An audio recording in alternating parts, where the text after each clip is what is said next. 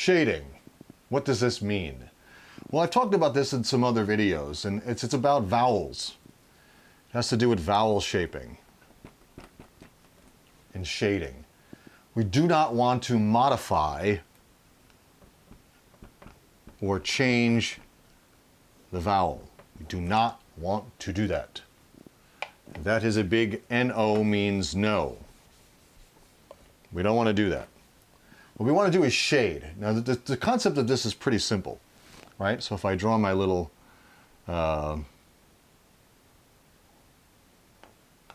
guy here, right? I gave him a boxer's nose, didn't I? All right. Let me give him a better nose. Okay. Yeah. Right there. Right. We have our tongue down here, upper teeth, right? Vowel shaping, shading or shaping, right? Modifying a vowel would be if you take the sound of ah, and as you sing up through the passaggio, you change it to la.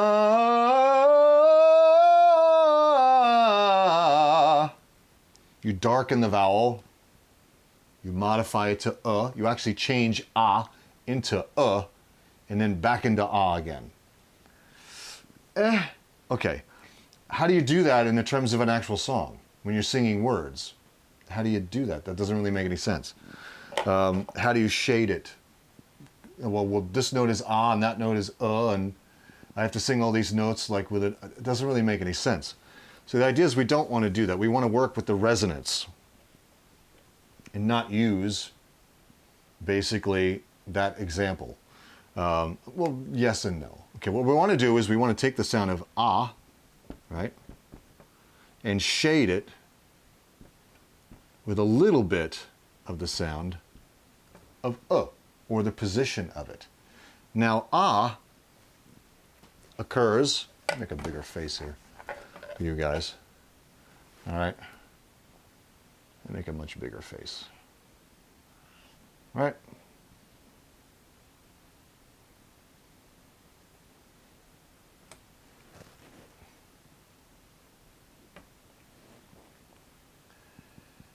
Ah will occur mainly on the roof of the mouth. It's an upper resonance, edgy vowel. Appears more towards the back of the mouth, back here. Ah is a very forward leaning vowel. Ah, it's very edgy. It kind of resonates across the roof of the mouth. You kind of hear it vibrating, but feels lower in the throat. Up here, depending on your voice type. If you're more of a tenor, you'll feel it up there, but most guys will kind of feel it down here, just below the tongue level. Kind of in the jawline right here, right? We don't want to do is we don't want to switch the vowel sound, the resonance shape from here to there. That's too much of a jump. You're going to do all this huge maneuver here. What we want to do is we want to bring it, we want to tilt it back a little bit towards this. Shade it, not modify, don't change it to this. We want to bring in some of the properties of into ah. So we do this by basically mental telepathy. We think Now if you sing by itself, it's kind of still sits down in this area. You sing ah by itself, it kind of still stays up in this area, right? The boxing, which I talked about in another video. What we want to do is we want to have a kind of bring in some of the properties of this with that. Make the sound, in a sense, tall. We don't want to move it. We want to expand the resonance. So we shade it. We take this ah and we bring it back here. Ah. And inside of your mouth, you can easily, if you just think about and sing ah, the resonance will actually tilt back in this direction. Ah. and it starts to shade towards If I keep going, it turns into I don't want to go that far. I kind of want to meet halfway there. And my becomes less pharyngeal, less quacky, less nasally, if you want to talk about that. It becomes a rounder shaped vowel. This is how we shape. Now, if you're singing something that's very dark sounding, and it sounds too heavy, you do the opposite. You take the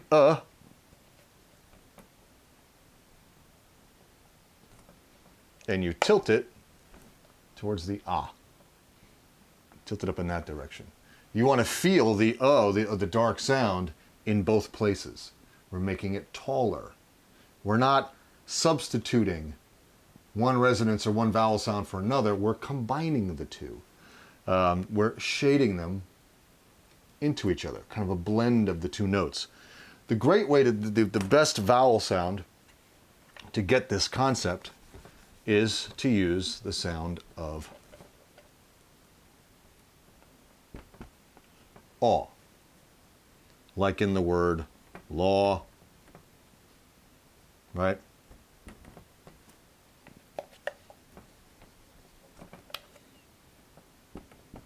Or paw, things like that, right? Aw is a great combination of and together. It kind of combines these two sounds. Aw. It has the properties of it has that kind of upper edge resonance, and it has kind of the depth of the So this is a good vowel sound to practice, to understand this Now if you take the and you sustain it, you can now tilt towards the or the So the kind of sits here in the middle, right? I can now take the and easily lean it towards and open it up, or darken it and make it more of an sound. So if I go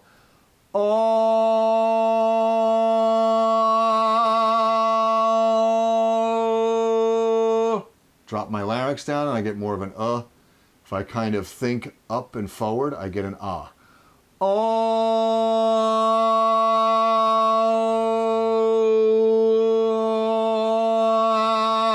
that. I can use this, and this teaches me how to kind of tilt my resonance forward, back, and down. So I can now shade my vowels. I don't need to change it. So if I'm singing I can go and feel it in both places. You're doing in addition to, not instead of. You're making the sound, like I said, in a sense, taller. You'll feel it here and here, and not just there or there. If that makes any sense. We're widening our resonance out, and we're shading a vowel to a more rounded vowel. Now, of course, once you learn this kind of tilt of your vowel sounds, of your resonance, you can now shade any sound, any word, to any sound you want. You can make it darker, you can make it brighter. Once you understand and feel where those tilts happen. Okay, till next time, this is Kevin Richards. Keep rocking, keep practicing. Shading, don't modify.